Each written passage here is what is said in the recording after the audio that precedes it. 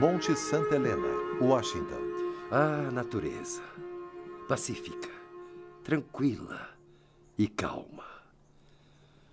Um lugar perfeito para relaxar. Às vezes. A montanha explodiu com a força de uma bomba de 25 megatons, devastando 150 mil acres de floresta. A nuvem de cogumelo parecia uma explosão nuclear, tudo coberto com cinzas, temperatura chegando a 600 graus. Além da busca.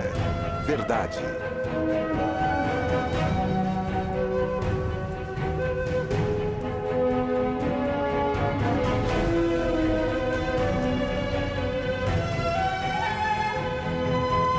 Liberdade.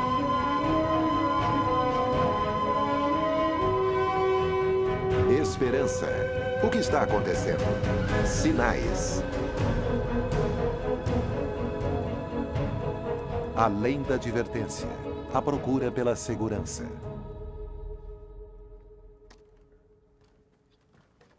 Advertências costumam ser associadas a desastres. Escutamos a palavra advertência e pensamos que uma coisa ruim está para acontecer. Mas, na verdade, quando pensamos melhor, uma advertência pode salvar nossa vida, e isso é bom. Na verdade, acho que depende de como a encaramos.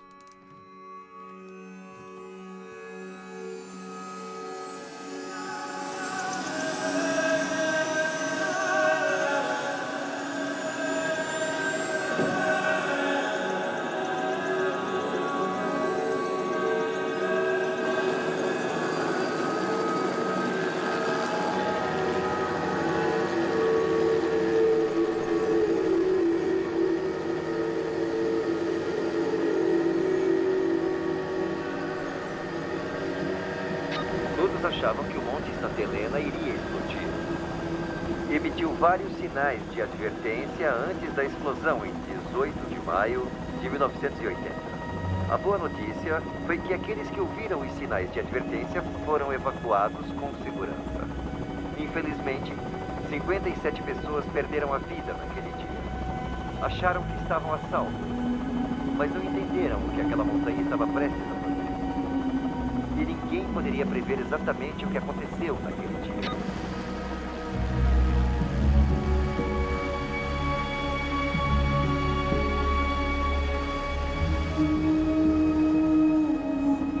Esse é o Lago Spirit. Podemos ver todos aqueles troncos na água. São os troncos que foram arrastados da montanha enquanto ela cedia. E estão dentro da água até hoje. Provavelmente podem ver a margem da água ali. Se estivesse em pé naquela margem em 1980, estaria morto. Amigão, alguma chance de irmos até ali embaixo? Irmos até a margem? Claro, podemos ir. Vamos encontrar um lugar seguro para pousar.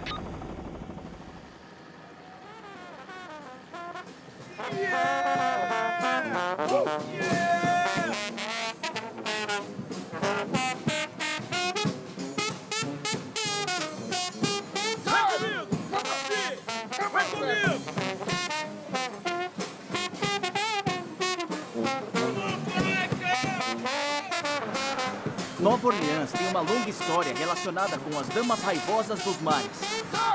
Brenda, Esther, Berta, são algumas delas. Então por que Katrina foi tão diferente?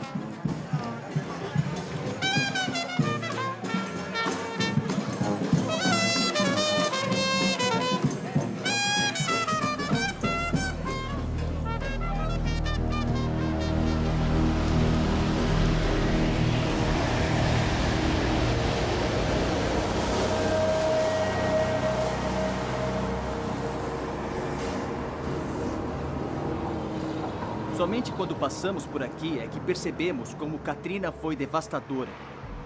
Eu estou prestes a conhecer um cara que estava aqui quando o furacão chegou.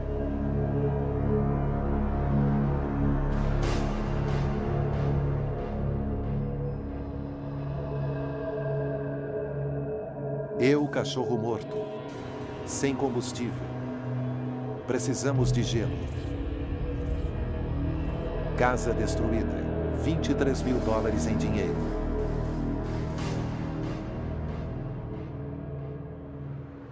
Robert, eu estou aqui no seu bairro, o Ninth Ward.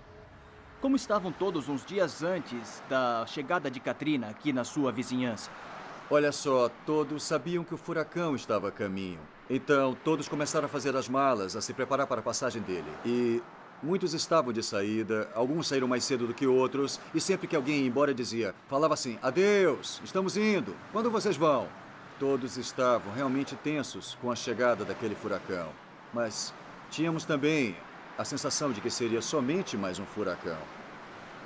Quais foram as advertências que tiveram antes da chegada do Katrina? Na verdade, nós tivemos o prefeito vindo aqui, o governador também veio. Nós tivemos os vizinhos dizendo, olhem, precisam dar o fora daqui rápido. As pessoas estavam preocupadas com tudo, mas, como sempre, nós sentíamos que era a hora certa, que era preciso sair daqui e isso era urgente. Teve um pressentimento de que precisava ir embora. Ah, sim. Nós não queríamos tentar passar por ele aqui, mas como tudo aconteceu muito rápido, logo nós ficamos presos na vizinhança. E tivemos que enfrentá-lo, então não era a nossa intenção fazer isso, mas devido às circunstâncias, nós tivemos que fazer e foi a nossa única saída. Tínhamos que lidar com o que estava em nossa direção. Então, Robert, onde aqui na vizinhança você e a família enfrentaram a tempestade? Irmão, do outro lado da rua, atrás deste carvalho, foi onde nossa casa pousou e aí fomos forçados a ir para a casa do vizinho. Vamos até lá ver. Vamos ver o local onde a casa pousou e se despedaçou sob nossos pés. Amigo, ficamos presos no sótão e tivemos que fazer um buraco no telhado com os nossos próprios pés. Foi a água que moveu nossa casa e a trouxe aqui do outro lado da rua. Acabamos boiando, cara, e batendo nesta árvore bem aqui. Então a sua casa atravessou a rua flutuando? Ela se descolou da fundação e boiou? Estava flutuando. Ficamos no telhado da casa, éramos 7 pessoas, e ficamos balançando na estrutura do telhado como se estivéssemos em uma prancha de surf.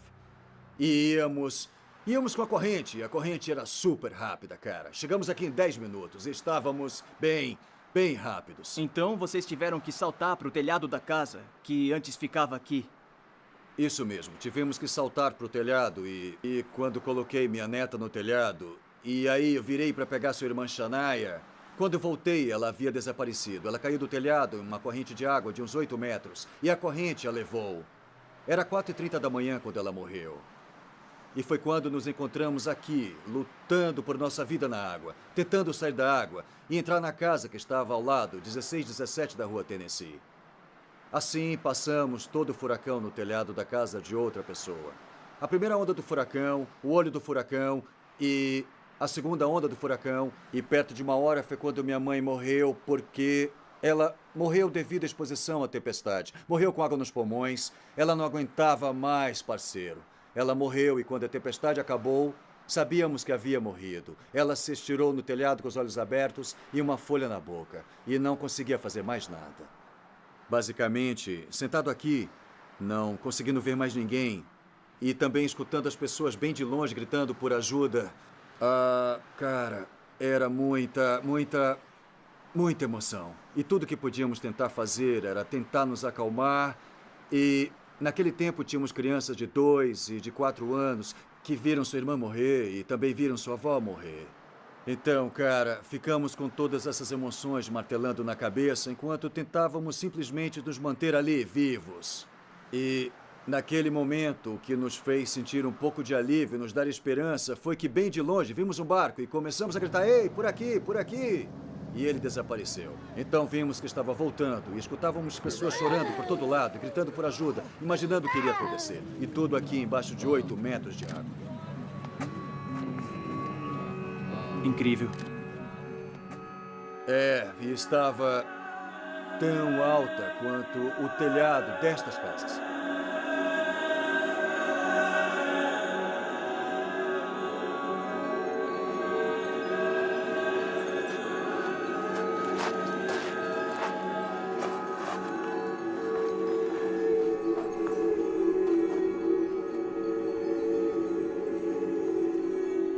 Mesmo sendo difícil de imaginar, havia alguém às margens do Lago Spirit naquele dia. Seu nome era Harry Truman. Ele morou numa cabana aqui por mais de 54 anos. Não acreditou que corria risco e disse às autoridades que não sairia, que não iria embora. O Lago Spirit e o Monte Santa Helena é parte da minha vida. Vivi lá há mais de 50 anos. Aquela montanha e aquele lago fazem parte do Truman e sou parte dela. Não sairia de lá nem arrastado por um grupo se eles não me entendessem. Eles não me tirariam de lá porque eles não fazem ideia da importância que aquela cabana e a montanha têm para mim. As pessoas lidam com desastres de várias formas. Algumas prestam atenção às advertências, outras não. Será que as coisas serão diferentes com os eventos previstos na Bíblia? Deus nos dá duas advertências chaves para os últimos dias. Primeira, que o mundo como conhecemos logo acabará. E então o que conhecemos não continuará. E segunda, que temos um inimigo, o diabo, que fará tudo o que puder para nos impedir de aceitar Jesus e de viver para Ele. A Bíblia coloca assim: sofrimento para os habitantes da terra e do mar, devido ao demônio que veio até vocês com grande ira, pois ele sabe que tem pouco tempo.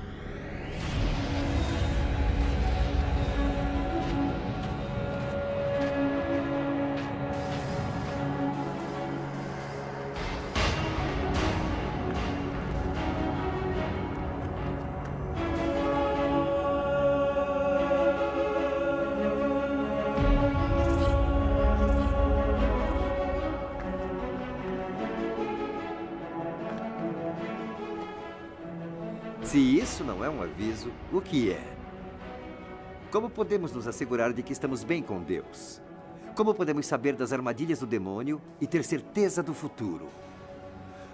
O livro da Revelação desvenda os truques e armadilhas em uma mensagem de 3 partes. É o apelo final pela aceitação da misericórdia e da graça de um Deus amoroso. Vejamos a primeira parte da mensagem. Então vi outro anjo voando no meio do paraíso, com o evangelho eterno para pregar àqueles que habitam a terra, a todos os países, tribos, línguas e povos, dizendo com uma alta voz: tema a Deus e o glorifique, pois a hora do seu julgamento chegou. E idolatre aquele que criou o céu e a terra, os mares e as nascentes d'água. Essa mensagem começa com o evangelho eterno. O que é isso? Para começar, é uma boa notícia. Diz que por tudo o que Jesus fez, podemos ser perdoados, desculpados e ficar bem com Deus hoje. Então temos o julgamento. É interessante notar que em todos os filmes de grande sucesso de Hollywood sempre temos o tema do julgamento. Há o conflito entre o bem e o mal. E finalmente o bem triunfa sobre o mal.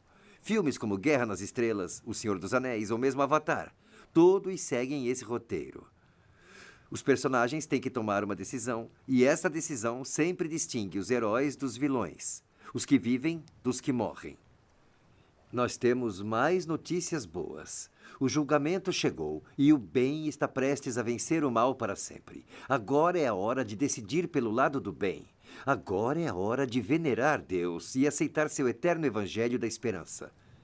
Essa é a primeira mensagem. Ela fornece a base perfeita para as advertências que se seguem.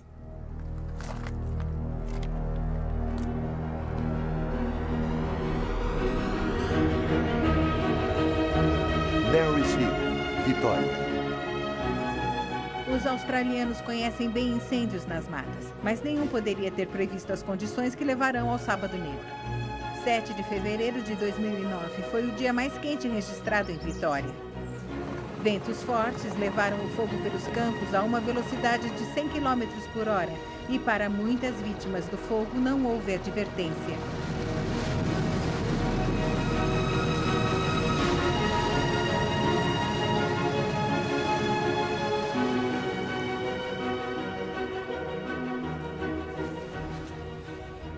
Encontramos algumas histórias inspiradoras de pessoas que arriscaram tudo para enviar advertências no Sábado Negro.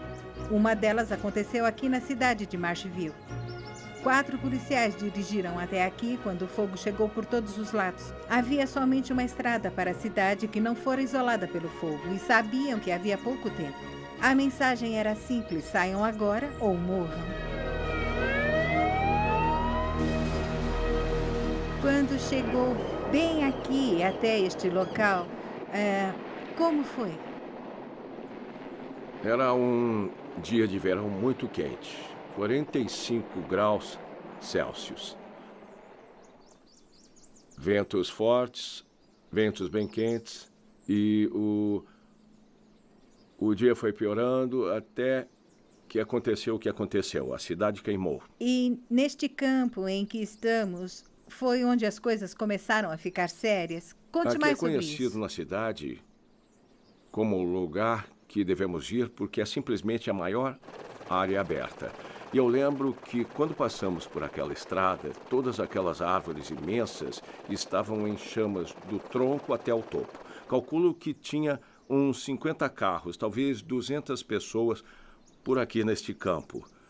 Por isso havia gente aqui, e nesta área, algumas pessoas faziam perguntas: podemos ficar ou podemos fazer isso?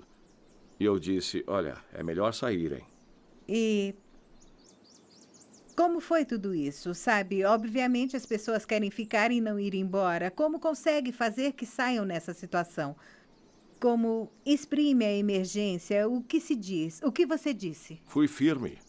Eu lembro de uma menina, uma garota, parou o carro porque tinha um cavalo amarrado numa cerca deste campo. E disse: é o meu cavalo? Eu respondi: olha, não se preocupe com ele, siga em frente. E por sorte ela continuou. Em algum momento, chegou a pensar que nem mesmo você conseguiria sair? Sim, claro, pensei. Na verdade, estava arriscando sua vida. Ficando para trás para ter certeza que o último carro... É difícil explicar as emoções com palavras. Eu lembro de dois pensamentos. Qual o ponto em que não haverá volta? Aquele que, mesmo querendo sair, seria tarde demais. Existia um ponto invisível no qual, se esperasse demais, nem saberia que não conseguiria mais sair. Isso estava na minha cabeça. E o outro, é claro, que eu estava lidando com algo muito caro, com a vida. Algo que não podemos substituir. Sei que é bem difícil. Algumas pessoas sobreviveram ao fogo, ficaram na cidade e sobreviveram. Ou por estarem no lugar certo, por sorte, ou a casa não queimou por algum motivo. Algumas casas não queimaram, sabe? A primeira pessoa que conversei foi um homem que não perdeu a casa e que tinha sobrevivido. Falei com ele naquela manhã. Eu estava feliz por ele naquela altura, pois a casa estava em pé e ele vivo. Um homem de sorte. Mas ele não estava muito feliz. Alguns minutos mais tarde, fiquei sabendo que sua esposa tinha morrido a uns 100 metros dele.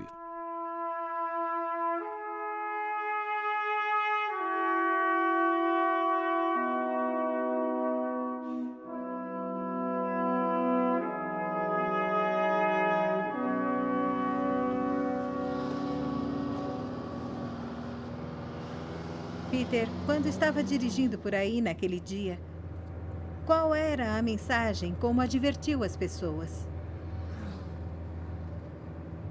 Se visse pessoas saindo das garagens ou pelas ruas, parava e dizia que precisavam ir embora. E, para ser sincero, as ruas estavam bem vazias. Não me lembro de ninguém na rua principal. Mas tinha alguns indivíduos em algumas garagens que estavam um pouco confusos com o que estava acontecendo. E parávamos e gritávamos para eles, dizendo que deveriam sair da cidade, e rápido. Mas em alguns casos foi bem grosso, porque descobri que quanto mais estúpido eu agia, mais atenção conseguia. Lembro que disse, em pelo menos uma ocasião, a um cara que precisava sair da merda da cidade ou iria morrer. Mais tarde, ele veio até a mim e disse: obrigado por me dizer daquela forma. Ele disse que, com aquele palavreado, não tive dúvidas da tua seriedade e não pensei muito.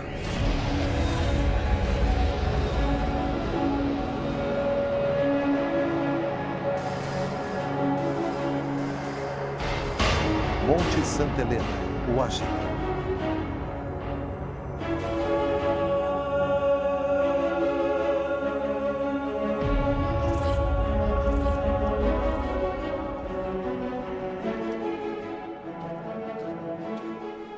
Maior o desastre, mais intensa a advertência e mais forte o linguajar.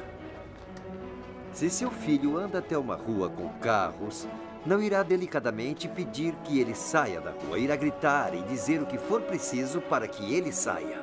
Por quê? Porque o ama.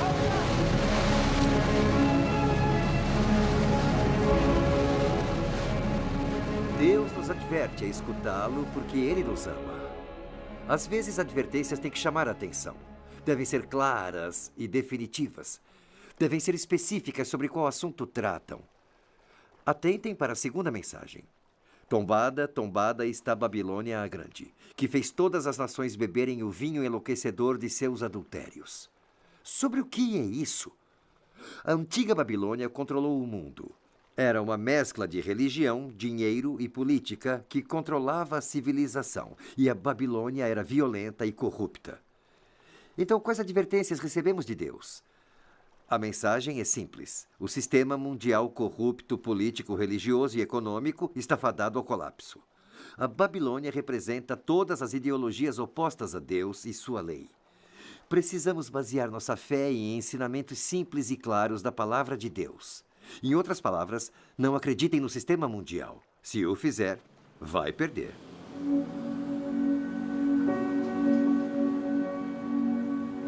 Rua Bourbon. Robert, você tem um novo modelo de muro. E percebi que as casas têm um novo design de construção também. Ah, sim. Temos esses novos designs que o grupo Faça Direito do Brad Pitt inventou. E que são feitos para suportar grandes tempestades e também para aguentar ventos de furacões. E ainda para gastar menos energia e diminuir o impacto no meio ambiente. O que queriam era a nossa impressão e também a nossa opinião sobre todas as casas e quais nós gostávamos mais. Como pode ver, minha casa é uma das que eu mais amo. Meus vizinhos estão por todos os lados e pelo número de pessoas, vemos que minha vizinhança ainda está crescendo. E ela voltará a ser, parceiro, o que era antes do Katrina. O que é tão importante em estar preparado? A coisa mais impactante foi a perda de vidas que sofremos. Não teria acontecido se tivéssemos nos preparado para lidar com a magnitude do furacão. Vale para mim, vale para a cidade, vale para o estado, vale para todo mundo saber para onde ir e sair da cidade a tempo, para que assim as perdas e tragédias do Katrina não venham a acontecer novamente. Como a experiência com o Katrina mudou a sua resposta a furacões agora? Tudo bem, agora, devido ao que aconteceu com o furacão Katrina, temos mais consciência da preparação, mais consciência ao saber para onde ir e também obedeceremos os avisos. Quando nos mandarem partir, partiremos. Mas partiremos um pouco antes. Partiremos antes de formar aquelas filas gigantescas de carros que nos forçam retornar. E nos asseguraremos de que quando chegarmos onde quer que seja, ficaremos lá até que digam quando voltar. A cidade esperou pelo Katrina. Sabiam que algo grande estava a caminho. Até mesmo construíram comportas para furacões com o tamanho que teve Katrina. Quando a advertência se espalhou, as pessoas esperavam que fosse algo ruim, mas pensaram que estavam seguras. Afinal de contas, já enfrentaram tempestades antes, e a cidade as protegeu. Mas Katrina não seguiu o mesmo padrão. Nem ligou para as comportas e todos os planos humanos falharam. Eu acredito que nós nunca sabemos a força de um desastre até o seu término.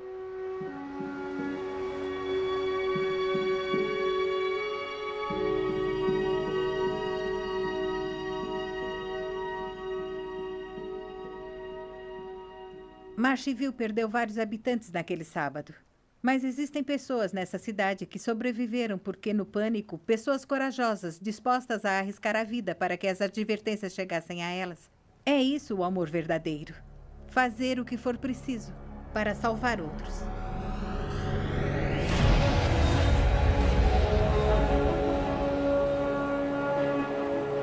A terceira advertência de Deus é a mais importante de todas. Se alguém cultuar a besta e sua imagem e receber uma marca na testa ou nas mãos, também beberá o vinho da fúria de Deus, que foi derramado com toda a força na taça de sua ira.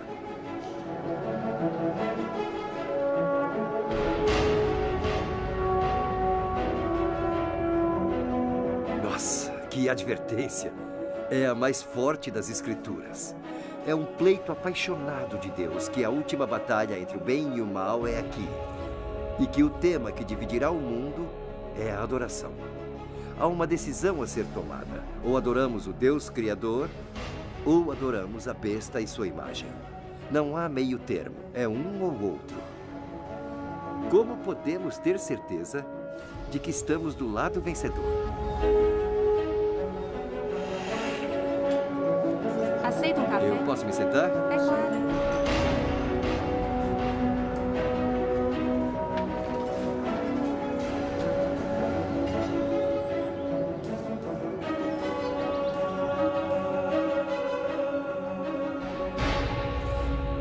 A boa notícia da mensagem dos 3 anjos é que podemos ser salvos. Por Deus nos amar tanto, nos deu uma descrição detalhada do que devemos ter cuidado e como evitar.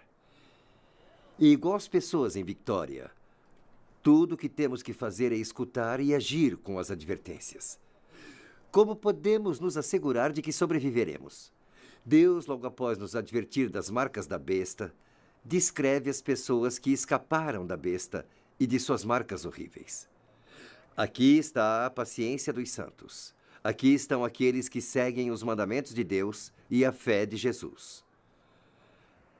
Aqui encontramos pessoas que aceitaram o Evangelho eterno e que estão cheias de fé. Com fé em Jesus, nossos pecados são perdoados e nos colocamos perfeitamente perante Deus. Esses sobreviventes do último dia também seguem os 10 mandamentos de Deus. E entre os mandamentos está o chamado de Deus por sua adoração, ao obedecer o 7º dia, o Sabat, como um dia em honra ao Criador. Se tiver fé em Jesus e seguir os mandamentos de Deus, será impossível venerar a besta ou sua imagem. É a garantia pessoal de Deus de que nunca receberá as marcas da besta e que nunca ficará perdido. É simples assim. É disso que falam as advertências. Do amor infinito de Deus, que nos deu a melhor chance de vida. Uma vida eterna melhor do que qualquer dos nossos sonhos.